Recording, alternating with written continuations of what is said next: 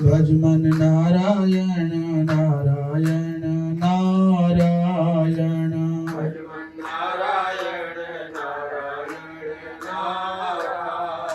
बोलिए वृंदावन बिहारी लाल की, धर्म की अधर्म का प्राणियों में विश्व का गो हत्या गौ माता की।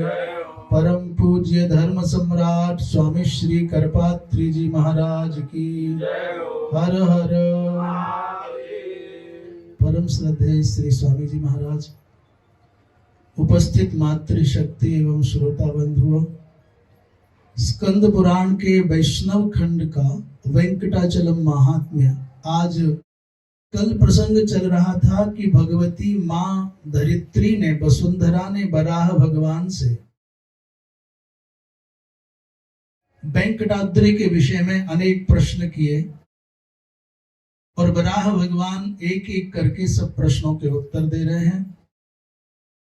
बराह भगवान कहते हैं, देवी वैवस्वत मनवंतर में पूर्व काल का एक सतयुग आया। इसी वैवस्वत मनवंतर में पहला सतयुग, तब वायुदेव ने तपस्या की, भगवान श्रीनिवास का दर्शन किया था। इसी स्वामी पुष्करणी के तट पर वायुदेव ने तप करके भगवान श्रीनिवास और माता श्री देवी का, भूदेवी का दर्शन प्राप्त किया। दक्षिण तट पर भगवान नारायण, भगवान श्रीनिवास विमान में विराजते थे। स्कंद जी महाराज उनकी पूजा करते। उस समय अगस्त जी महाराज ने यहां तपस्या करके भगवान को दृश्य होने की प्रार्थना की। 12 वर्षों तक अगस्त जी महाराज ने तप करके कहा, भगवान आपका प्रत्यक्ष सबको दर्शन हो। तो भगवान ने अगस्त जी महाराज की तपस्या से प्रसन्न होकर के सर्वदृश्यत्वम वरत्वेन जब याचे, तो कहा कि भगवान आप सर्वदृश्य हो जाएं, सब आपके दर्शन सहजता से प्राप्त कर लिया करें। भगवान ने कहा, अहम दृश्यो भविष्यामि त्वत्कृते सर्वदेहिनाम परंतु एतत् विमानम देवर्षे न दृश्यम स्यात् कदाचन। भगवान ने कहा, देवर्षि तुमने तप करके मुझसे चाहा है कि मैं सब प्राणियों को दर्शन दूं, तो मैं दर्शन दूंगा, परंतु जिस विमान पर मैं आरूढ़ हूं, जिस विमान में मैं विराजित हूं, ये विमान संसार के प्राणियों को दृश्य नहीं होगा, मेरा दर्शन हो जाएगा। वायुदेव के द्वारा सेवित और स्कंद जी महाराज के द्वारा आराध्यमान भगवान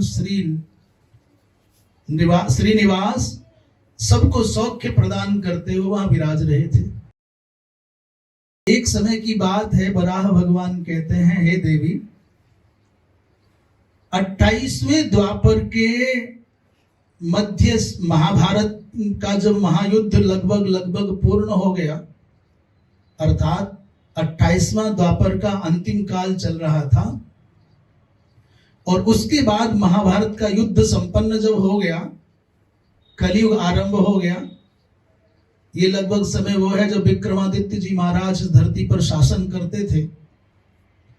उसी समय विक्रमादित्य के वंश में, विक्रमादित्य के कालखंड में चंद्रवंश में मित्रवर्मा नाम के एक राजा हुए, बड़े महारथी। तुंडीर मंडल में जो नारायणपुर है वहां रहते थे। वो धर्म पूर्वक प्रजा का पालन करते। उनकी धर्म पत्नी मनोरमा, उस मनोरमा के पावन अंग से सद्गुण संपन्न एक आकाश नामक पुत्र का जन्म हुआ, जिनका विवाह शक वंश की कन्या धरणी के साथ में हुआ। तो आकाश का धरणी के साथ में विवाह संपन्न हो गया। बड़े धर्मनिष्ठ, बड़े प्रजापालक उन राजा आकाश का बड़ा अद्भुत भाव था भगवान श्रीनिवास के प्रति। इसलिए उनकी कृपा से एक दिन वो राजा लगभग जैसी घटना जनक जी महाराज की है, वैसी ही घटना इनकी भी आकाश की। आकाश सार्वभौम शासक थे। एक दिन वो आरणी नदी के किनारे पर यज्ञ करने के लिए स्वर्ण का हल भूमि में चला रहे थे। पहले जिस भूमि पर यज्ञ किया जाता था, राजा उस भूमि पर सोने का हल चलाते थे। हमने सुना है कि 1.25 किलो के सोने का हल कोटि चंडी यज्ञ करने के संकल्प के साथ परम श्रद्धेय श्री लक्ष्मण चैतन्य जी महाराज ने सीहोर नामक वहां पर किया था। कोटि चंडी बाद में हुआ कि नहीं हुआ, परंतु स्वर्ण का हल वहां चलाया गया था। तो आकाश जब शासन करने लगे इनके पिता वेंकटाद्रि पर, तब करने चले गए। धर्म पूर्वक प्रजा का पालन करते हुए एक बार राजा जब यज्ञ करने के लिए सोने का हल भूमि में चला रहे थे स्वयं अपने हाथ से, उसी समय वो घटना घटी जैसी जनक जी महाराज के जीवन में घटी। मिथिला में जनक जी महाराज अपने हाथ से भूमि पर हल चलाते थे और तभी उनको माता सीता की प्राप्ति हुई भूमि के गर्भ से। ठीक वैसी घटना यहां घटी। एक बड़े दिव्य, जब ये रथ चला रहे हैं उसी समय पंकज कोश में एक ऐसी सैया जिस पर कमल खिले हुए, कमल की सैया पर एक बहुत सुलक्षणा, सद्गुण संपन्ना, एक बहुत सुंदरी बालिका उस पर लेटी हुई है, छोटी सी बच्ची।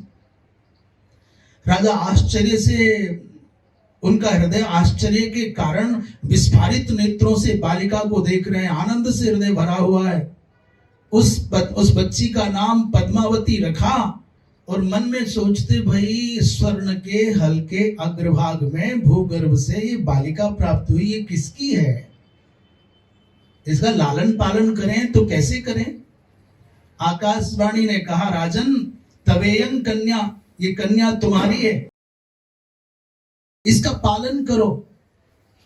तवेयं कन्या राजन प्रीत्या पालय बालिकाम, उस बालिका का नाम पद्मावती रखा।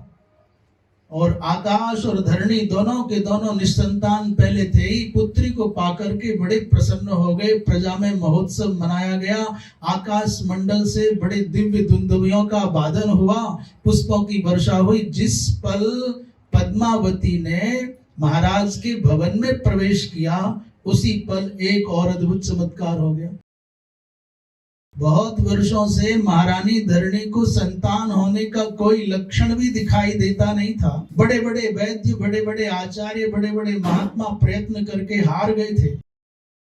और जिस दिन पद्मावती के चरण पड़े उसी दिन महारानी धरणी को ऐसा अनुभव हुआ कि मेरे गर्भ में कोई बालक आए। किसी किसी जीव का जीवन इतना पावन होता है कि उसके तुम्हारे जीवन में आते ही आनंद का, समृद्धि का, सम्मान का, प्रतिष्ठा का ऐसा प्रवाह अनवरत प्रारंभ हो जाता है कि आप कल्पना भी नहीं कर सकते हुआ क्या। और किसी किसी जीव के ऐसे चरण होते हैं कि जहां पड़ जाए वहीं पटपरा हो जाए। चारों तरफ विषाद, चारों ओर हिंसा, चारों ओर क्षोभ, चारों ओर विद्वेष। कभी कभी ऐसा प्रायः देखने में आता है। लोग कहते हैं साहब जिस दिन से इस बच्ची के चरण घर में पड़े, बहू घर में आई है, तो क्या बोलते हैं, पौवारे हो गए। उसी दिन से दिन बदल गए साहब इस घर के। और कभी कभी ये भी सुनने में आता है कैसे इसके चरण जब से आई है तब से विनाश ही विनाश, विनाश ही विनाश। महारानी को संतति का शुभ लक्षण दिखाई देने लगा। और अद्भुत बात यह हुई कि उचित समय में, शुभ मुहूर्त में, जब 5 ग्रह उच्च के थे, उस काल में माता धरणी के गर्भ से वसुमान नामक पुत्र का जन्म हुआ। और जब इस बालक का जन्म हुआ उस समय आकाश मंडल से कल्प वृक्ष के पुष्पों की वर्षा हुई। मेष राशि में उच्च के दिवाकर माने सूर्य बैठे हैं। देवताओं ने दुंदुभियां बजाई, आकाश मंडल से कल्प वृक्ष के पुष्पों की वर्षा हुई। आकाश इतना प्रसन्न हो गए, महाराज उन्होंने अपना छत्र और चवर ये छोड़ करके, माने सिंहासन और छत्र चवर छोड़ करके जितनी संपत्ति उनके पास थी वो सब दान कर दी, सब लुटा दी। 12वां दिन आया तो नामकरण संस्कार हुआ, वसुमान नाम रखा गया। बड़े दिव्याति दिव्य व्यंजनों से विद्वानों को, ब्राह्मणों को भोजन कराया गया। उस बालक को यथा समय यज्ञोपवीत संस्कार आदि करा करके शस्त्र की, शास्त्र की, शिक्षा, दीक्षा आदि सब संपन्न होने लगी। बच्ची भी धीरे धीरे बड़ी हो रही थी। तो वसुमान और पद्मावती दोनों भाई बहन। एक दिन पद्मावती जब किशोर अवस्था में प्रवेश कर रही थी, अचानक देवर्षि नारद बड़े कौतुकी महात्मा है, उनको पता चला कि पद्मिनी का जन्म हुआ है। इसलिए राजा आकाश के घर आ गए और पद्मिनी को देखते ही उसका हाथ लक्षण देखे। लक्षणों को देख करके नारद जी महाराज ने पद्मिनी को भगवती माँ लक्ष्मी मान करके मनी मन वंदन किया और बुला करके हाथ देखने लग गए। पहले पूछा, देवी तुम कौन हो? पद्मावती अपनी सखियों के साथ में कैशोर्य लावण्य विभूषिता वो कन्या क्रीड़ा करती थी। देवर्षि नारद ने उसको पूछा कि तुम किसकी कन्या हो, तुम कौन हो? तो बड़ी मृदुता के साथ, बड़ी मधुरता के साथ, निष्कपट भाव से बालिका ने पहले नारद जी महाराज को प्रणाम किया और निवेदन किया, भगवान मैं महाराजा धीराज आकाश की पुत्री, मेरा नाम पद्मावती। जब हाथ की रेखाओं को नारद जी महाराज ने देखा, पैर के तलवों को देखा, रक्त उत्पल माने लाल कमल के चिन्ह हाथों में देखे, तो समझ गए भाई ये तो साक्षात भगवती मां लक्ष्मी आ गई। अकलंक मयंक के समान मुख को देखा, चिंतन करने लग गए और नारद जी महाराज ने कहा, देवी ऐसा लगता है आपका विवाह तो साक्षात भगवान श्रीनिवास के संग होगा। मुखंते विष्णु योग्यम स्यात् इति मे निश्चिता मतिः त्वं हि क्षीराब्धि संभूता लक्ष्मीरिव हि दृश्यते त्वं हि क्षीराब्धि संभूता लक्ष्मीरिव हि दृश्यसे। देवर्षि नारद ने कहा कि तुम्हारा मुख कमल तो साक्षात विष्णु के योग्य लगता है, ये मेरा दृढ़ निश्चय है, और आप तो ऐसा लगता है देवी जैसे समुद्र से समुत्पन्न पद्मा हो, ठीक वैसे ही तुम हो। नारद जी महाराज ऐसा कहकर के अंतर्धान हो गए। एक दिन पद्मिनी, अब थोड़ा समय और बीता और थोड़ी परिपक्वता आई और थोड़ा स्वरूप निखरा, किशोरी हो गई पद्मावती। अपनी सखियों के साथ में एक दिन नगर के समीप वाले उपवन में क्रीड़ा करती। जब पद्मावती जिधर जाती बहुत सारे भौरे उसके पीछे पीछे मंडराते हुए भागते। कभी इस पुष्प को देखना, कभी उस डाली को देखना, कभी यहाँ खेलना, कभी वहां खेलना, कभी मृगों को पकड़ने की चेष्टा करना। उतनी ही देर में एक अद्भुत, बहुत सुंदर, बहुत दिव्य, अकलंकेन्दु धवलम, निर्मल निष्कलंक मयंक के समान मुख चंद्र वाले श्रीनिवास नामक युवक ने घोड़े पर सवार होकर के वहां प्रवेश किया। वो अश्वारूढ़ युवक ने जैसे ही पद्मावती को देखा तो उनके मन में भी जिज्ञासा हुई कौन है, और पद्मावती की दृष्टि पड़ी श्रीनिवास के ऊपर, उस युवक के ऊपर, तो उनके मन में भी आकर्षण जगा कि कौन है। परंतु साक्षात सीधे सीधे संवाद नहीं हुआ। नेत्र सौख्य प्रवर्धनी, नेत्रों को सुख देने वाली आकृति को देख करके श्रीनिवास घोड़े से नीचे उतरे और पद्मावती की सखियों से पूछा, देवी ये कौन है? तो उन्होंने परिचय दे दिया, महाराज आकाश की पुत्री हमारी स्वामिनी पद्मावती है ये। तो युवक से पूछा कि भगवान आप कौन हैं, आपका नाम क्या है, आप कहाँ के रहने वाले हैं? उन्होंने कहा संसार के लोग मुझे कोई कोई कृष्ण कहता है और कोई कोई मुझे सूर्यवंश में समुत्पन्न कहता है, श्री वेंकटाद्रि पर मेरा निवास है, कोई कोई मुझको वीरपति भी कहता है, और कोई कोई संसार में श्रीनिवास के नाम से भी मेरा स्मरण करते हैं। मैं यहाँ वेंकटाचलम पर निवास करता हूं।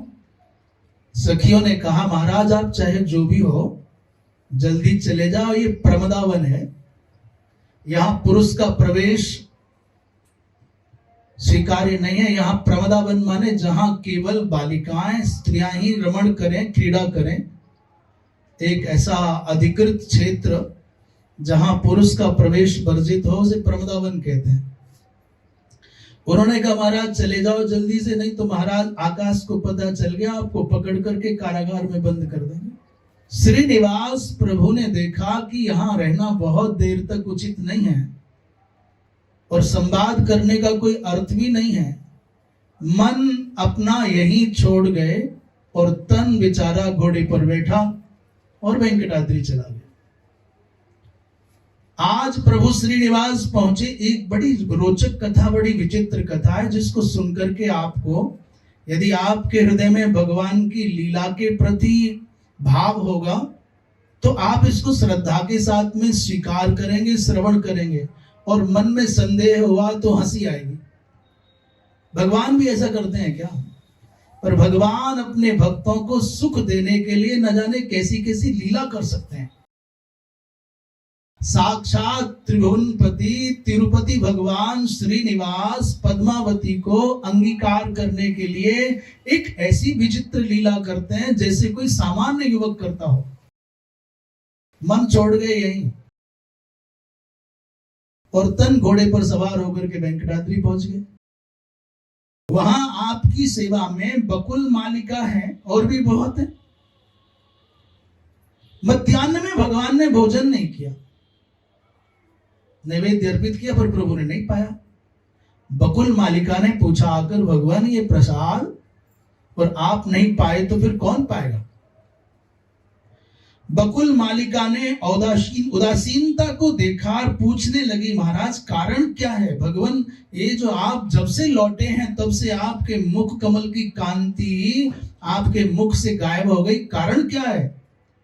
भगवान श्रीनिवास ने कहा, देवी बकुल मालिके, पूर्व त्रेता युग में जब मैं राक्षसों को मारने के लिए, राक्षस राज रावण को मारने के लिए राम बन के आया, अयोध्या के महाराजा धीराज दशरथ के यहां उनका पुत्र बन करके आया, और लीला पूर्वक मैंने वन में जाकर के रावण को मारने की योजना बनाई। उस समय राक्षसों को मारने से पहले मैंने सीता जी को कहा कि तुम अग्नि में निवास करो, तुम पावक मह करो निवासा, और जबलो करो निशाचर, निशाचरों का नाश जब तक करो तब तक पावक में माने अग्नि के अंदर सुरक्षित रहो। तो अग्नि में सुरक्षित रहने का अर्थ, पावक शब्द का अर्थ है पावक, पावयति सर्वानिति पावकः, जो पवित्रता का प्रतीक है, जो सबको पवित्र करता है। दूसरा, पावक को क्यों सौंपा? बोले पावक पुरोहित है, अग्नि मीले पुरोहितम, अर्थात जब राजा को लगे कि मेरे ऊपर कोई आसन्न संकट है तो राजा का कर्तव्य है अपने परिवार की सुरक्षा का दायित्व तो अपने पुरोहित को सौंप दे। महाराज मेरे परिवार का ध्यान रखना। अग्नि देवताओं के पुरोहित है, इसलिए पुरोहित को अग्नि को देना उचित है। भगवती जनक नंदिनी जानकी माता सीता को भगवान राम ने अग्निदेव को सौंप दिया, और अग्निदेव ने सीता जी को ले जाकर के अपनी श्रीमती धर्मपत्नी स्वाहा को सौंप दिया, संभाल करना, रक्षा करना इनकी। सीता जी के स्थान पर उन्हीं दिनों वेदवती नाम की एक कन्या वहां छाया सीता के रूप में रख दी गई। सीता के स्थान पर माने अग्निदेव तो सीता जी को लेकर के पाताल में चले गए, स्वाहा के संरक्षण में सीता जी को रख दिया, और रावण इन सीता के स्थान पर रहने वाली वेदवती को लेकर के लंका चला गया। वेदवती ने माता सीता का स्वरूप बना लिया। अच्छा, कारण क्या है? बोले जो वेदवती है, इस वेदवती ने अपने पूर्व जन्म में भगवान नारायण को पति के रूप में पाने के लिए बड़ा घोर तप किया। इनकी प्रतिज्ञा थी मेरा विवाह होगा तो भगवान नारायण के संग होगा, अन्यथा नहीं होगा। जिस पर्वत की चोटी पर बैठ करके ये वेदवती तप करती थी, एक दिन रावण अपने विमान पर बैठा हुआ उसी पर्वत के ऊपर से जा रहा था। एक सुंदरी और एकांत में किशोरी को, युवती को देखा, अपना विमान नीचे उतार लिया। वेदवती के सौंदर्य से आकृष्ट होकर के उनको पाने के लिए इसने प्रार्थना की, देवी यहाँ जंगल में अकेले रहने का क्या उचित है, चलो लंका में, सोने की लंका है, भवन बहुत अच्छा है। वेदवती ने कहा, भगवान आप ब्राह्मण देवता हैं, ऋषि पुत्र हैं, अतिथि हैं, आतिथ्य के निमित्त जो मेरे पास संभव है वो किया और अपनी मर्यादा मत लांघिए। परंतु रावण ने सोचा कि मेरे जैसा दुनिया में कौन है, मुझे कौन रोक सकता है। मनुष्य यही भूल करता है जब वो स्त्री को दुर्बल मानता है और स्त्री को जब वो भोग्या मानता है और अपने आप को सर्वसमर्थ मानता है, तब मनुष्य का पतन हो जाता है प्रारंभ। कितना भी शक्तिशाली क्यों ना हो, जिस पल पुरुष के मन में स्त्री को लेकर ये भाव आता है कि भोग्या है और मैं शक्तिशाली और ये दुर्बल है, उसी समय मनुष्य का पतन प्रारंभ हो जाता है। माता वेदवती ने निषेध किया, परंतु रावण बलपूर्वक उनका केस पकड़ करके विमान में बिठाना चाहता था। झटिति माता वेदवती वहां स्थित अग्निकुंड में प्रविष्ट हो गई। अग्निकुंड में जाते जाते भी रावण ने उनके केस पकड़ लिए, तो क्रोध में भर करके अपने हाथ को एक खड्ग की भावना से प्रयोग करके उन केसों को काटा और कहा, दुरात्मा तेरा विनाश करने के लिए मैं फिर लंका में आऊंगी, सावधान। वही वेदवती कहते हैं, एक बार सीता के रूप में, एक बार रत्नमयी कन्या के रूप में और एक बार और 4 बार वेदवती लंकापुरी में 4 बार गई। तो जो ये वेदवती है, ये रावण से प्रतिशोध लेना चाहती थी। अग्निदेव को ये पता था। अग्निदेव ने वेदवती को सीता का रूप बना करके भगवान राम के कुटिया में रख दिया। वो जो कहते छाया सीता, छाया सीता, छाया सीता, माया की सीता, माया की सीता, ये माया ये है। वेदवती का जो स्वरूप था, स्वभाव था, जो कार्य करने का ढंग था, सब सीता जी से मेल खाता था। इस बात को कोई नहीं जान पाया कि ये वास्तविक सीता है कि कृत्रिम सीता है। और उसी वेदवती को सीता मान करके रावण अपने आप, और जब सीता जी को लेकर रावण जा रहा था ना, इसको कोई जान नहीं रहा रहस्य को, पर ब्रह्मा जी महाराज जानते थे इस रहस्य को। इसलिए ब्रह्मा जी महाराज उस दिन ब्रह्मलोक में बैठ करके बड़े चैन का सांस लिया, बोले अब रावण का अंत होने वाला है। ये सीता जी को, मैंने वेदवती को अपनी भार्या बनाने की भावना से भोग्या मान करके ले जा रहा है, पर ये तो इसकी मृत्यु है। आप जिसको ये मान रहे हो कि ये माला है, हमारा कंठ सजाने के लिए, वो माला नहीं है, वो मृत्यु है। अग्निहोत्र गतो बन्निस्तम ज्ञात्वा रावणोद्यमम। अग्निहोत्र में रहने वाले अग्निदेव इस उद्यम को जान गए, रावण के उद्देश्य को जान गए। इसलिए उन्होंने सीता जी को, वास्तविक सीता को पाताल में स्वाहा के पास रखा और उसी रावण के द्वारा स्पृष्ट जो पूर्व काल की वेदवती थी, उस वेदवती को अग्नव विसृष्ट देहांताम संघर्तुम रावणम पुनः। अग्निदेव ने, जो वेदवती ने अपना जीवन रावण के स्पर्श करने के कारण अग्नि को समर्पित किया था, अग्निदेव ने वही सीता जी के रूप में स्थापित कर दी और उसी का हरण करके लंका में रावण ले गया। और हतेतु रावणे पश्चात पुनरग्निम विवेश सा। अब एक और रहस्य की बात स्पष्ट होती है। वैष्णव खंड के वेंकटाचलम महात्म्य में लोग ऐसे ऐसे प्रश्न करते हैं, ऐसी ऐसी शंका करते हैं जिनका कोई और छोर नहीं। कहेंगे साहब राम जी कितने निष्ठुर हो गए, रावण के यहाँ सीता रही, सब जानते हुए भी सीता की अग्नि परीक्षा ले ली। क्यों भैया अग्नि परीक्षा केवल स्त्री क्यों दे, पुरुष क्यों नहीं दे? अपनी पवित्रता को प्रमाणित करने की जिम्मेदारी केवल नारी के हाथ में क्यों, नारी के हिस्से में क्यों आई? ये पुरुष क्यों नहीं अपनी पवित्रता को सिद्ध करने के लिए अग्नि में जाता है? न जाने कैसे कैसे कुतर्क संसार ने किए कि पुरुष को भी वैसे ही अग्नि में अंदर उतरना चाहिए अपनी प्रामाणिकता सिद्ध करने के लिए। परंतु मैं निवेदन करूं, पुरुष पवित्र हो या अपवित्र हो, इससे कोई ज्यादा फर्क नहीं पड़ना है। एक पुरुष यदि कुमार्गामी हो गया तो केवल एक पुरुष खराब हुआ, पर एक माता यदि कुमार्गामिनी हो गई तो लगभग साक्षात माने प्रत्यक्ष और परोक्षतया, डायरेक्ट और इनडायरेक्ट लगभग सैकड़ों लोगों का जीवन प्रभावित होता है। दूषित गर्भ धारण करने वाली माँ माने जिस माता का जीवन पावन नहीं है, उस माता की कोख से किसी महापुरुष का जन्म होना संभव नहीं है। कोई महापुरुष धरती पर जन्म लेता है तो वो बड़ी पवित्र आत्मा माता का चयन करता है। इसलिए ऋषियों ने, महर्षियों ने पुरुष के बारे में बहुत ज्यादा विचार किया, ऐसा नहीं है, परंतु इतना सूक्ष्मता से विचार नहीं किया जितना सूक्ष्मता से विचार महापुरुषों ने, ऋषियों ने, महर्षियों ने इन माताओं की पवित्रता के विषय में किया। लोग मूर्ख हैं जो कहते हैं साहब कन्याओं पर प्रतिबंध क्यों, पुरुषों पर प्रतिबंध क्यों नहीं। अरे कन्या अनमोल रत्न है। अनमोल रत्न की सुरक्षा आपको अपने सोने की चैन, अपने हीरे की अंगूठी की रक्षा आपको बहुत सावधानी से करनी होती है। और लोहे की, काठ की स्टूल जैसी, कुर्सी जैसी चीजें तो अंदर पड़ी रहे, बाहर पड़ी रहे, क्या फर्क पड़ता है। रात को सोने चले गए, सर्दी की रात में अपने कक्ष में सोने चले गए और अचानक 12 बजे आपको नींद खुली और याद आया मेरी हीरे की अंगूठी कहाँ रह गई। उंगली में है नहीं, बिस्तर पर है नहीं, कहाँ रखी।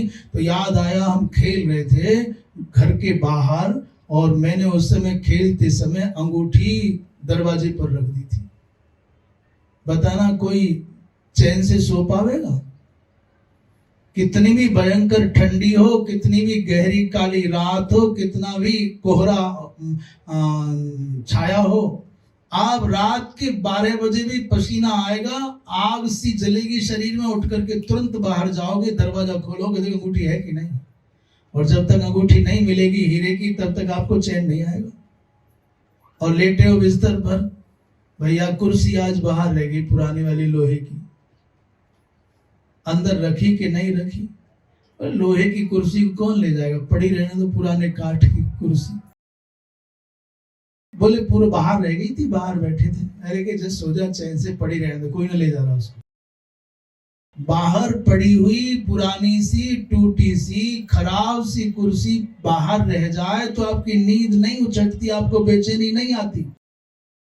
पर आपके गले की चैन, आपके हीरे की अंगूठी बाहर रह जाए तो आप बेचैन हो जाते हो, आपको नींद नहीं आती जब तक वापस नहीं पा लेते। मतलब समझ में आया। हमारी बेटियां तो हमारे गले की स्वर्ण की चैन जैसी हैं, हीरे की अंगूठी जैसी हैं। ये बाहर रह जाए तो जब तक वापस सुरक्षित ना मिल जाए चैन नहीं आ सकता।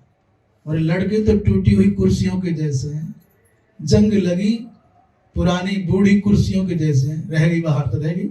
भैया तो भगवान जो अग्निदेव हैं उन्होंने सीता का रूप, अग्निदेव के अंदर रखी हुई सीता माने वेदवती बाहर थी, सीता जी अंदर थी। तो राम जी इस रहस्य को जानते हैं कि मेरी असली सीता नहीं, असली सीता तो अग्नि के पास है। उन्होंने कहा लक्ष्मण से कहा लक्ष्मण थोड़ा लकड़ी लाओ, अग्नि जलाओ और सीता की परीक्षा हो जाए, सीता चाहिए उनको वापस। तो रहस्य तो यह है कि राम जी इस वेदवती को लौटा करके अग्नि को देना चाहते हैं और अग्नि के पास रहने वाली सीता जी को वापस पाना चाहते हैं। परंतु लोग कह रहे हैं सीता जी की अग्नि परीक्षा हो गई, ये तो अन्याय हो गया, ये तो अत्याचार हो गया। हतेतु रावणे पश्चात, रावण के मारे जाने पर पुनरग्निम विवेशसा, ये वेदवती फिर से अग्नि में चली गई। और तदा अग्निदेवः माम अवदत्, श्रीनिवास भगवान कहते हैं हे देवी, उस समय अग्निदेव ने मुझसे कहा था, क्या कहा, इयं वेदवती देव सीतायाः प्रियकारिणी, सीतार्थं राक्षसपुरे तेन बंदीकृता स्थिता, तस्मादेनांबरेणैव प्रीणयत्वं श्रिया सह। अग्निदेव ने कहा, हे राघव, ये जो वेदवती है इसने सीता जी के लिए, सीता जी का प्रिय करने के लिए सीता जी का रूप धारण किया और रावण के यहां कारागार में बंद रहे। कारागार माने अशोक वाटिका में रही, ये सीता जी के लिए। इन्होंने अपना जीवन कठिनाइयों की भेंट किया केवल सीता मां के सुख के लिए। इसलिए इसको वरदान दीजिए, इसको प्रसन्नता दीजिए। सीतापि तदा माम तदा वदत। भगवान राम कहते हैं उसी समय सीता जी ने भी अनुमोदन किया, हाँ प्रभु, ये वेदवती मेरा ही रूप है, मेरी छोटी बहन है, इस पर भी आपका उपकार होना चाहिए, इसको स्वीकार करो। राम जी ने कहा कि इस जन्म में तो मैंने एक पत्नी व्रत लिया है, इसलिए इस जन्म में वेदवती को स्वीकार नहीं कर सकता, परंतु जब 28वां कलयुग आएगा तो यही वेदवती पद्मावती बनकर के आकाश के घर प्रकट होगी, भूमिजा बन करके, और मैं श्रीनिवास बनकर के वेंकटाचलम पर रहूंगा, तब इस वेदवती को स्वीकार करूंगा। भगवान श्रीनिवास ये कथा वेंकटाचलम पर बकुल मालिका को सुनाते हैं। भगवान कहते हैं, भूमिजे जनकजे एतत् करिष्यामि, ये करूंगा 28वें कलयुग में, जब ये आकाश की पुत्री भूमि तनया बनकर के पद्मावती या पद्मिनी बनकर के आएगी, तब मैं इनको स्वीकार कर लूंगा। ऐसा भगवान श्रीनिवास ने कथा सुनाई और कहा, है बकुल मालिके, जब तक पद्मिनी यहां नहीं आएगी विवाहित होकर के, तब तक चैन से हम न भोजन करेंगे और ना हमको विश्राम मिलेगा। तुम जाओ और आकाश राज का मंतव्य क्या है ये जानो, पद्मिनी की मनोदशा क्या है ये भी जानो। तो भगवान श्रीनिवास ने बकुल मालिका को दूती बना करके, संदेश वाहिका बना करके आकाश राज और धरणी के पास भेजा। और इधर क्या हुआ, बोले जब से माता पद्मिनी अथवा पद्मावती ने भगवान श्रीनिवास को देखा, उसी दिन से तीव्र ज्वर में तप रही हैं, भोजन छूट गया। ये सामान्य मनुष्य के जैसी वृत्ति नहीं है, वो जीवात्मा धन है जो भगवान के विरह में तप रहा है। साधारण मनुष्य के प्रेम की चाह में, विरहाग्नि में तपने वाला मनुष्य इस मात्रा में मैं समझता हूं, एक मात्रा, एक उदाहरण के लिए मात्र कह रहे हैं, उद्देश्य कुछ और नहीं है, पर मुझे ऐसा लगता है वो चाहे उचित हो या अनुचित, नैतिक हो या अनैतिक, वो विषय एकदम अलग है। पर ये बात समझ में आती है कि मिथ्या और विषयी वासनात्मक प्रेम के चक्कर में पड़ा हुआ व्यक्ति भी मृदु हो जाता है, दीन हो जाता है, विनयी हो जाता है।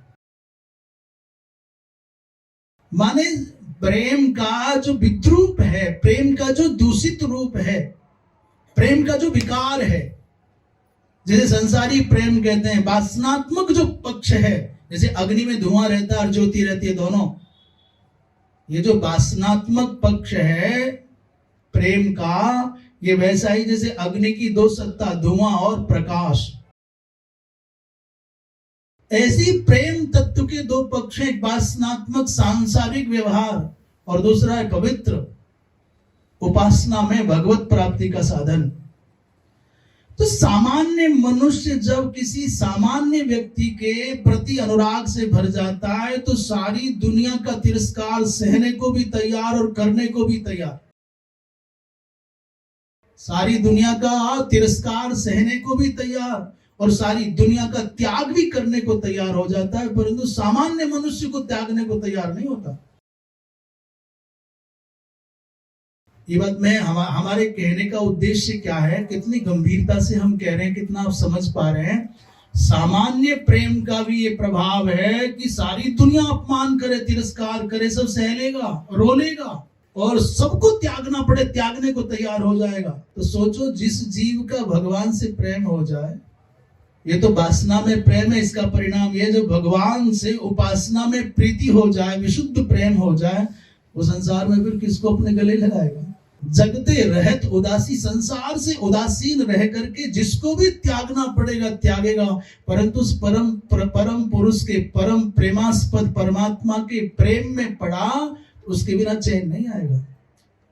इसलिए संसार के विषयी जीवों के प्रति प्रेम होने पर जब इतना व्यक्ति अंधा समर्पण करता है तो सोचो जो भगवान के प्रेम में पड़ा है उसको क्या, उसके आनंद का पारावार कैसे नाप पाओगे।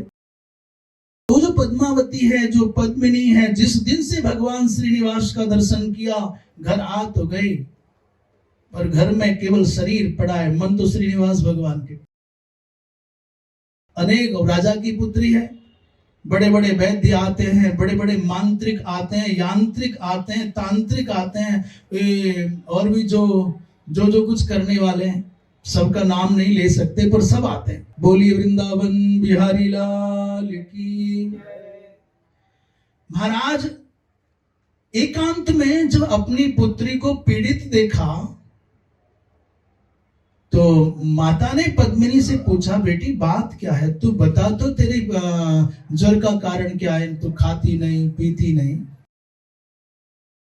अच्छा, संसार में किशोर अवस्था में प्रवेश करने वाली कन्या का सबसे बड़ा कोई सहारा हो सकता है, माँ हो सकती है, उसे होना आवे तो। अन्यथा यदि माँ सहारा ना बने, माँ सहायक ना बने, माँ मित्र ना बने तो धूर्त कोटि के लोग उसका दुरुपयोग कर जाए। इसलिए माँ को अपने बड़प्पन को छोड़ करके, अपनी ऊंचाई छोड़ करके मित्र भाव में आ जाना चाहिए। माँ यदि उस अवस्था में मित्र बन जाए, सखी बन जाए, सहारा बन जाए तो धूर्तों के चंगुल से बच्चे बच जाए। माँ ने सर पर हाथ रख करके एकांत में पूछा, पुत्री बता तो तेरे मन में क्या है। कोई औषधि तेरे काम नहीं आ रही, बड़े बड़े सिद्ध वैद्य आ गए, बड़े बड़े मांत्रिक आ गए, यांत्रिक आ गए, तांत्रिक आ गए, सब निष्फल हो गए। हाँ, एक ज्योतिषी ने कहा, एक वृद्ध ज्योतिषी ने कहा कि कोई झमेला नहीं, कोई रोग नहीं है। इसकी नाड़ी में, वो जो नाड़ी देख करके, इसकी नाड़ी में भक्ति का प्रवाह तीव्र बढ़ गया। इसने किसी पुरुष का दर्शन किया है। ये अवस्थाजन्य मात्र ताप नहीं है, ये रोगजन्य ताप नहीं है। इसने किसी विलक्षण पुरुष का दर्शन किया है। जब पूछा महारानी ने सखियों से तो कहा एक था। इससे जब माँ ने पूछा कि पुत्री बता समस्या क्या है, पद्मिनी ने कहा, माँ ऐसा कुछ नहीं, संसार का कोई व्यवहार नहीं, भगवंतम श्रीनिवासम बिना नाहम कामये अन्यम कमपि। माँ मुझे भगवान श्रीनिवास के अतिरिक्त कोई और नहीं चाहिए। पुत्री कहाँ रहते हैं तेरे श्रीनिवास भगवान? बोले मैंने सुना है माँ वेंकटाद्रि पर रहते हैं। और देवर्षि नारद ने मुझको एकांत में ये बात कही थी कि पुत्री तेरा विवाह तो भगवान नारायण के संग होगा। और जब से मैंने नारद जी के मुख से सुना है तब से मुझे निश्चय हो गया है कि मैं संसारी जीवन नहीं जी सकती। तो मैया ने पूछा कि बेटी बता भगवान के भक्त कैसे पहचाने भगवान को, भगवान के भक्तों को। आखिर भगवान तक पहुंचना है तो भगवान के भक्तों की आवश्यकता पड़ेगी, तो भगवान के भक्तों के लक्षण तो बता। माँ ने पूछा, और पूछना क्या, इस समय माँ को मित्र बन जाना चाहिए, उसका मन बदलने के लिए रोचक प्रसंग उठाना चाहिए, जिससे कि वो संवाद होने लग जाए, मन के भाव बाहर निकल आए। तो उस पद्मिनी ने कहा, माँ भगवान के जो भक्त हैं या वैष्णवों के लक्षण बताती, कहते ऊर्ध्व पुंड्र धारिणो, जो 12 अंगों पर, ललाट में, उदर में, हृदय में, कंठ में, जठर में, पार्श्व में, कूर्परों में और भुजद्वंद में, पीठ पर, गलपृष्ठ पर 12 स्थानों पर ऊर्ध्व पुंड्र लगाते हैं। ये तो तुलसी की कंठी हो गई, माला हो गई, ऊर्ध्व पुंड्र हो गया, ये तो बाह्य चिन्ह है। परंतु जो वास्तविकता है, कहते हैं मां वेद पारायण रता, दूसरा कहते हैं सत्यवादिनः, और तीसरा कहते हैं अनसूयकाः। मां भगवान के भक्त वो जो सदा वेद का पारायण करते हो, भगवान के भक्त वो जो अनुसूया, अर्थात असूया क्या है, अनुसूया क्या है, इसको समझ लें। असूया कहते हैं मनुष्य जब दूसरे के गुणों में दोषों का दर्शन करने लग जाए तो ये असूया है। पर गुणेषु दोषाविष्करणम असूया, दूसरे के गुणों में दोषों का आविष्कार करने की जो दुर्वृत्ति है उसका नाम असूया है। और जिसमें ये असूया नाम की बीमारी ना हो, असूया नाम का दोष ना हो, उसी को कहते हैं अनसूया। और जब तक मनुष्य अनसूया नहीं बनेगा तब तक उसको अत्रि की प्राप्ति नहीं होगी। और जब तक ये अनसूया और अत्रि दोनों मिलेंगे नहीं तब तक इनके यहाँ भगवान पुत्र बन करके आने वाले हैं नहीं। अनसूया माने जो दूसरों के दोषों को देखने का अभ्यासी हो गया है, उसको भगवान की मिलने की तो कौन कहे। भगवान का मिलना तो बहुत दूर की बात है, चित्त को चैन ही नहीं मिलेगा, जलता ही रहेगा, संशय की अग्नि में झुलसता ही रहेगा। इसलिए व्यक्ति को अनसूयु होना चाहिए, असूया नहीं होनी चाहिए। दूसरा सत्य वक्ता होना चाहिए। झूठ बोलने वाला व्यक्ति, एक बहुत अच्छा श्लोक है, जो जैसा नहीं है वैसा दिखने की चेष्टा करता है, सबसे बड़ा पाप है। योन्यथा संतमात्मानम अन्यथा प्रतिपद्यते किंतेना न कृतम पापम चौरेना आत्मापहारिणा। अभी मान लीजिए मैं विद्वान नहीं हूं पर विद्वान बनने का नाटक करता हूं, तो भला बताओ कौन सा पाप नहीं कर दिया मैंने। मैं भक्त नहीं हूं पर भक्त बनने का नाटक करता हूं, लोग मुझे भक्त समझे, ये भगवृत्ति का व्यवहार करता हूं, तो भला कौन सा पाप नहीं किया मैंने। मैं तितिक्षु नहीं हूं, मुझमें सहन, मैं मीठा नहीं बोलता, मैं निरभिमानी नहीं हूं, परंतु मीठा बोलने का नाटक करता हूं, बहुत मीठा बोलता हूं, तो बता कौन सा पाप नहीं किया। अर्थात आप जैसे हो वैसे रहो, वैसे ही दिखो, परंतु आप आवरण ओढ़ते हो, चादरें ओढ़ करके जीते हो। आप अच्छाई की चादर ओढ़ करके अपने अंदर की बुराइयों को ढकते हो, तो फिर आपने धरती पर कौन ऐसा पाप जो किया नहीं। इसलिए माता पद्मिनी ने कहा कि पर निंदाम न कुर्वन्ति, भगवान का भक्त मां वो जो दूसरों की निंदा नहीं करता। परस्वम न हरन्ति च, दूसरे के धन को पाने की जिनके मन में कभी चाह नहीं रहती। मेरे से लगती हुई भूमि है, ये कमजोर है, ये दुर्बल है, ये विधवा है, ये अनाथ है, ये लंगड़ा है, इसलिए कर लो कब्जा। जब व्यक्ति किसी को असक्त मान करके, दुर्बल मान करके उसकी संपत्ति हड़पता है, उसकी भूमि कब्जाता है, उसका घर कब्जा कर लेता है, तो माना कि एक समय तुम बहुत शक्तिशाली और वो बहुत दुर्बल है। उस दुर्बल व्यक्ति के पैरों में उतना दम नहीं, उसके हाथों में उतनी क्षमताएं नहीं, उसके पास शक्ति नहीं है कि तुम्हारा विरोध कर सके। पर परमात्मा की लाठी इतनी मजबूत होती है कि पड़ती भले कुछ देर बाद है, पर जब पड़ती है तो हिसाब बराबर कर देती है। अभी 2-4 दिनों में पूरे के पूरे भारतवर्ष का परिदृश्य और विशेषकर उत्तर प्रदेश का परिदृश्य इस बात को सिद्ध करता है कि परमात्मा की लाठी की ताकत बहुत जोरदार होती है। न जाने कितने कितने प्राणियों के प्राणों का हरण करने वाले महाबली धरती पर मिट्टी में मिलते हुए देखे जाते हैं। इसलिए कभी जब शक्ति बहुत हो, सामर्थ्य बहुत हो, तुम्हारा प्रभाव बहुत हो, तो दुर्बल को मत सताना। दुर्बल को न सताइए जाकी मोटी हाय। कमजोर व्यक्ति को, दुर्बल व्यक्ति को नहीं सताना चाहिए, क्योंकि उसकी लाठी में दम नहीं है, उसके हाथों में दम नहीं है, पर उसकी आह की अग्नि में बहुत दम है। उसकी हाय में बहुत सामर्थ्य होती है। उस हाय की अग्नि में जल करके तुम्हारा समग्र वैभव, विस्तार, प्रभुत्व, विभुत्व सब नष्ट हो जाएगा। दुर्बल व्यक्ति को नहीं सताना चाहिए। उस पद्मिनी ने कहा कि मां जो परनिंदा नहीं करते, दूसरे का धन नहीं हरण करते, पर दारान न स्मरंती, पर स्त्रियों का चिंतन नहीं करते, और न स्पृशंति कदाचन, जो सब प्राणियों पर दया का भाव रखते हैं, सबका हित करने का भाव रखते हैं, जो भी कुछ मिल जाता है न्यायोचित पद्धति से उसी से संतुष्ट रहते हैं, बीत राग हैं, भय क्रोध आदि से मुक्त हैं, माँ वही भगवान के भक्त हैं, वही वैष्णव है, तान विद्धि वैष्णवान। और माँ ऐसे अनुपम भक्तों के द्वारा प्रतिपूजित जो परमाराध्य है भगवान श्रीनिवास, वही मेरे पति होने योग्य हैं। बोलिए वृंदावन बिहारी लाल की। यहाँ पर और भी कुछ वैष्णवों के लक्षणों का उल्लेख किया है कि जैसे शीत अथवा तप्त मुद्राएं धारण करना, शंख चक्र अथवा धनुष बाण आदि। ये चर्चा चलती थी तब तक भगवान श्रीनिवास के द्वारा प्रेषित बकुल मालिका आई और वो अगस्त्येश्वर भगवान का पूजन करती थी। और वहीं पर देखा बहुत सारी युवतियां पूजा की तैयारी करती हैं। तो बकुल मालिका ने पूछा, रे तुम कौन हो? परस्पर संवाद हुआ, चर्चा हुई। उन्होंने कहा, महारानी हम देवी, हम तो आकाश राज की कन्या पद्मिनी की सखियां हैं और हमारी सखी हमारी स्वामिनी को अज्ञात रोग है, वो ज्वर में जलती हैं।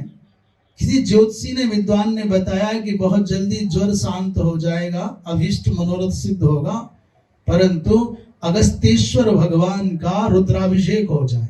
तो जिन ब्राह्मण देवता ने ये पूजा का आदेश दिया है, भगवान शंकर की उपासना का, अगस्त्येश्वर पूजकान विप्रान, तो हम उस पूजा की समग्र व्यवस्था का संपादन करने के लिए आए। तो कोई बिल्वपत्र लाती, कोई पुष्प लाती, कोई दूर्वा लाती, कोई नैवेद्य, कोई फल, कोई जल भर करके ला रही है।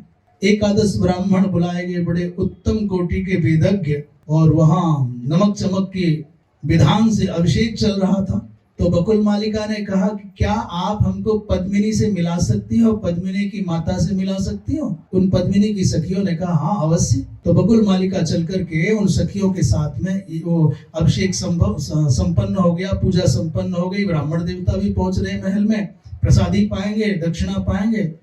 और उसी समय बकुल मालिका पहुंच गई। तो बकुल मालिका से पहले एक घटना और घट गई। एक कोई वन से जो बनवासिनी माताएं होती हैं, वो बनवासिनी माता अपने बालक को पीठ पर बांधे हुए और विभिन्न प्रकार की औषधियां, कंदमूल, फल लिए हुए भ्रमण करती हुई आई। तो पद्मिनी की माता तो चिंतित थी। उसने कहा, अरे देवी, यहाँ तेरे पास कोई जड़ी बूटी है क्या? कोई तंत्र मंत्र जानती है क्या? उसने कहा, माँ, कि जरा देख, मेरी पुत्री बहुत तीव्र ताप से तप्त हो रही है, बुखार में पड़ी है, इसकी औषधि बता। तो बालिका को देखते ही उसने कहा, उसने भी यही कहा जो ज्योतिषी ने कहा, कि बहुत जल्दी ठीक हो जाएगी, इसको ज्वर आदि नहीं है, ये विरहाग्नि में तप रही है। इतना सुनते ही महारानी को संतोष हो गया कि बात तो बिल्कुल ठीक है। उसी समय बकुल मालिका पहुंच गई और जब परस्पर संवाद हुआ तो महारानी ने पूछा, देवी तुम क्यों मिलना चाहती हो मेरी पुत्री से, कौन हो तुम? तो बकुल मालिका ने कहा, महारानी, मैं वेंकटाद्रि निवासी भगवान श्रीनिवास के द्वारा प्रेषित हूं और भगवान श्रीनिवास आपकी पुत्री पद्मिनी को प्राप्त करना चाहते हैं। आपका मनोभाव क्या है? मृगया काल में आपकी पुत्री का दर्शन किया है महाप्रभु ने, आकाश राज को बुलाया जल्दी से महारानी ने, और महारानी ने कहा, भगवान समाधान मिल गया, हमारी कन्या का जो ज्वर है उसका कारण भी समझ में आ गया और निवारण भी समझ में आ गया। आकाश राज ने तुरंत अपने भाई बंधु बुलाए। कन्या का विवाह करना हो तो अकेले नहीं करना चाहिए, कन्या को स्वतंत्र रूप से तो अपने बारे में कभी निर्णय करना ही नहीं चाहिए। अभी तो माता पिता को भी अकेले बैठ करके कोई अंतिम निर्णय नहीं करना चाहिए, अपने भाई बंधुओं को भी साथ में लेकर के बैठना चाहिए। आकाश राज ने सब भाई बंधु बुलाए और प्रस्ताव तैयार हो गया। सबने धन्यता का अनुभव किया। उनके जो पुरोहित थे वो बड़े प्रसन्न हो गए। बृहस्पति जी महाराज को बुलाया गया, लग्न पत्रिका का शोधन हो गया और यहां से पद्मिनी ने संदेश भेजा बकुल मालिका के माध्यम से, साथ में एक संदेश देने के लिए सुख को भेजा है, तोता को। संदेश क्या है? भगवान, आपके दर्शन करने के अनंतर मुझको सारा संसार शून्य दिखाई देता है। मेरी जिह्वा से श्रीनिवास के अतिरिक्त कोई शब्द नहीं निकलता। मेरे नेत्रों में आपकी दिव्य छवि के अतिरिक्त कोई और छवि टिकती नहीं है। बदामि तब नामानि, स्मरामि तद वपु सदा और ध्रियंते तव चिन्हानि भुजाद्यंगै रमापते। हे रमापते, मैं केवल आपके लिए जीती हूँ। आपके भक्त तद भक्तान अर्चयामि, आपके भक्त मिल जाते हैं, मैं आपके भक्तों की अर्चना करती हूँ। तत्प्रीतये कर्माणि करोमि मधुसूदन, हे मधुसूदन, मैं आपकी प्रीति के लिए सब कर्म करती हूँ। जिनके पंच संस्कार संपन्न हो गए हैं, ऐसे आपके भक्तों को पा लेती हूँ तो मुझे इतना सुख मिलता है जैसे साक्षात आपका दर्शन हो गया। जो व्यक्ति ये चाहता है कि मेरे हृदय में भगवान की भक्ति स्थिर हो जाए, उसको भगवान के भक्तों का संग करना चाहिए। भगवान के भक्तों को पा करके इतना प्रसन्न हो जाए जैसे अपना सर्वाधिक प्रिय कोई मिल गया हो। जैसे लोभी धन पा करके प्रसन्न हो जाता है, जैसे कामी अपने अभीष्ट प्रियजन को पाके प्रसन्न हो जाता है, ठीक वैसे ही भगवान के भक्त मिल जाए, संत मिल जाए, विद्वज्जन मिल जाए, ब्राह्मण देवता मिल जाए, इतना प्रसन्न हो जाए जैसे साक्षात भगवान मिल गए। इतना करने से उस व्यक्ति के चित्त में भगवान की भक्ति दृढ़ता से स्थिर हो जाती। एवं सदैवा चरन्त्याः पित्रोरनुमते मम। एक बात, माता पद्मिनी ने जो पत्र भेजा, जो संदेश भेजा है, जो मैसेज किया है, वो तोता के माध्यम, यद्यपि बकुल मालिका सुन रही है सब, पर तोता को सब बात बताई है। साथ में एक बात का भगवान इतना ध्यान रखिएगा, मैं मेरे मन से अपने आप स्वतंत्र होकर के कुछ नहीं करती। पित्रोर अनुमता, माताजी पिताजी की अनुमति से। कुरु प्रसादम देवेशो मामंगी कुरु माधव, हे माधव, हे मधुसूदन, हे श्रीनिवास, आप मुझ अनाथ को अपनी सेविका स्वीकार करके मेरा जीवन धन्य कर दो। जैसे संदेश माता रुक्मिणी ने भगवान कृष्ण के पास में ब्राह्मण के द्वारा भेजा था, वैसे ही संदेश माता पद्मिनी ने शुक के माध्यम से भगवान श्रीनिवास के पास भेजा।